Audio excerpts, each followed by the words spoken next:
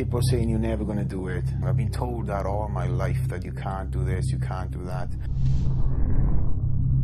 You shouldn't go to America, what if? And I'm like, I'm going to prove everybody wrong.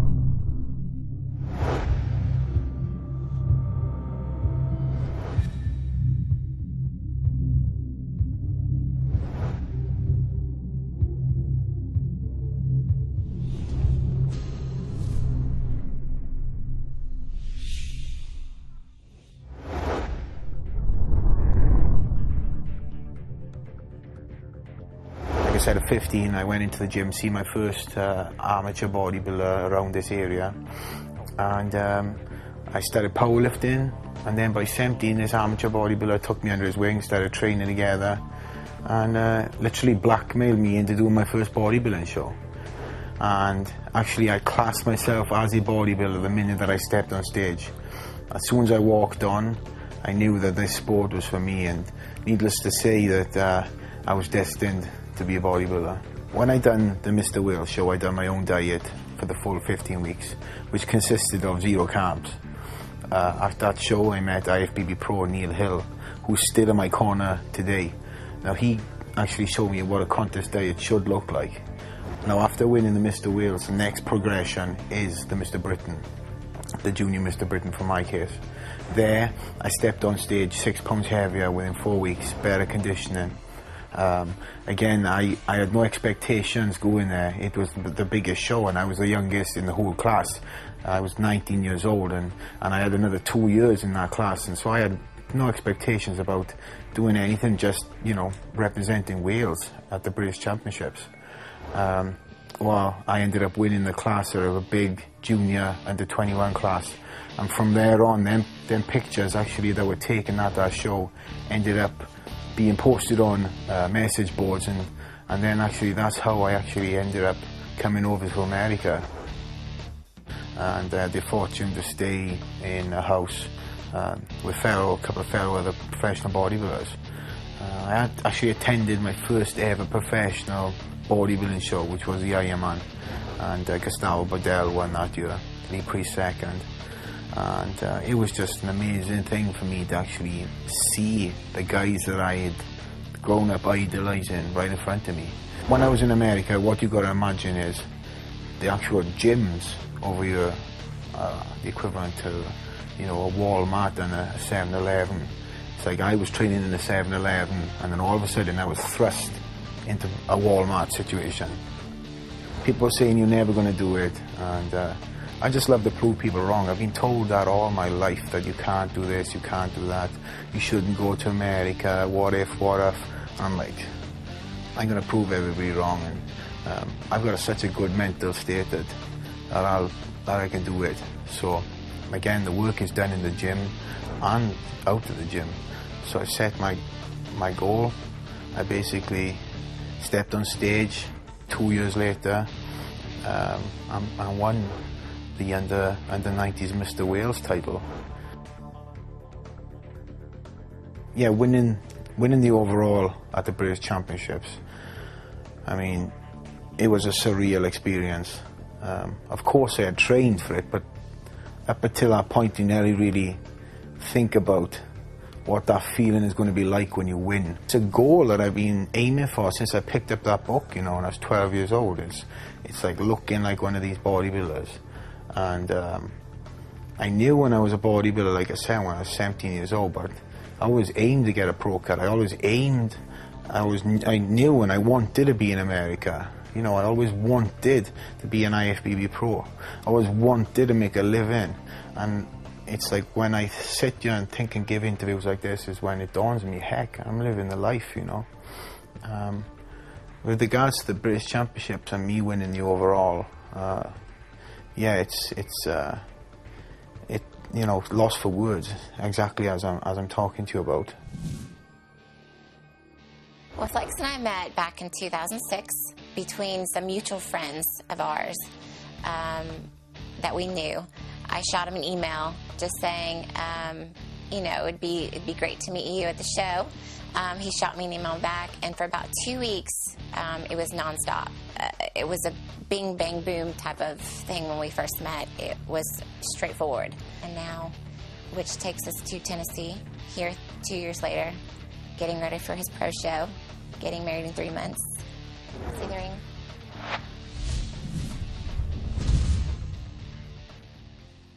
The first time it was actually that I met Rich Gaspari at the Ironman Expo, and needless to say I was so nervous. I remember going up to talk to him. Rich probably can't even remember this totally, but I remember going to talk to him and nervously asking for his autograph. Couldn't understand what the heck I was saying with his accent.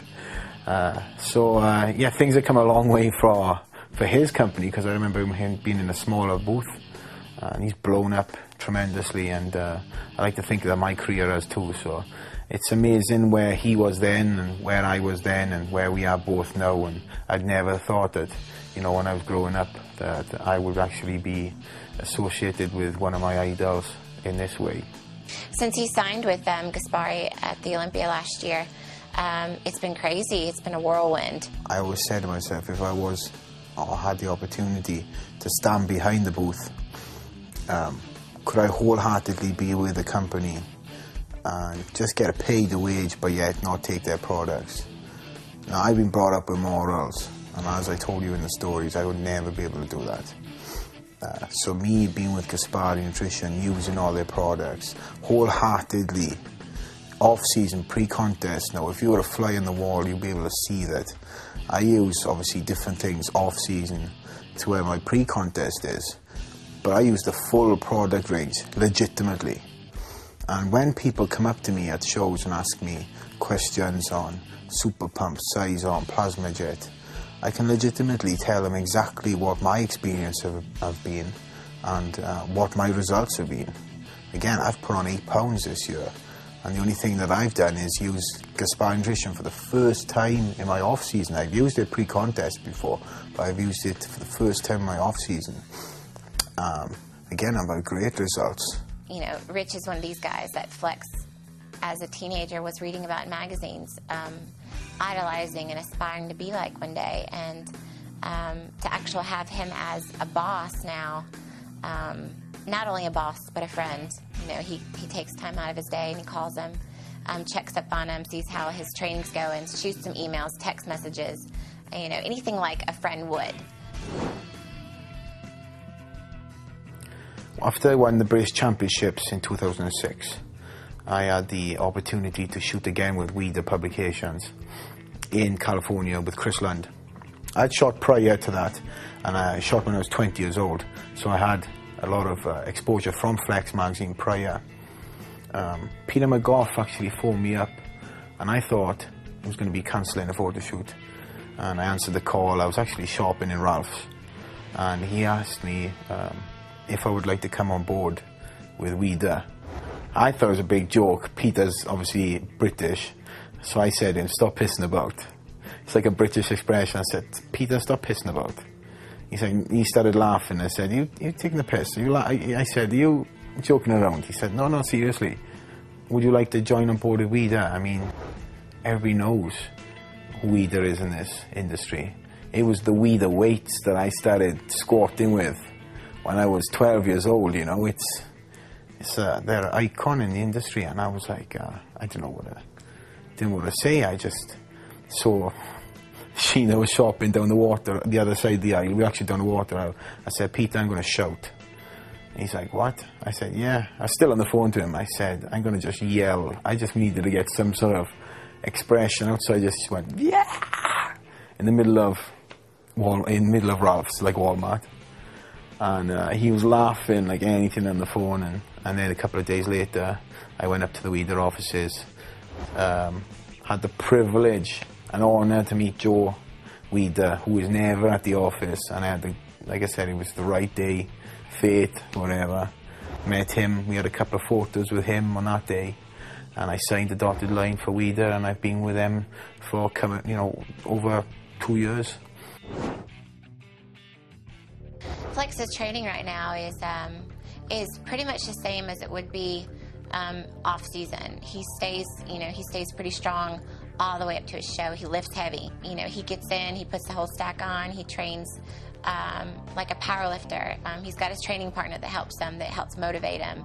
But he gets in there, gets it done, he stays focused, and you know, he gets his job done. He's got a show to win. As far as his training goes, he's the most intense machine I've ever had witness to. So he's put me through a hurting and a beating, and I've made more changes. My body has made more changes than it has the past 10 years I've trained. So, you know, having this opportunity is once in a lifetime.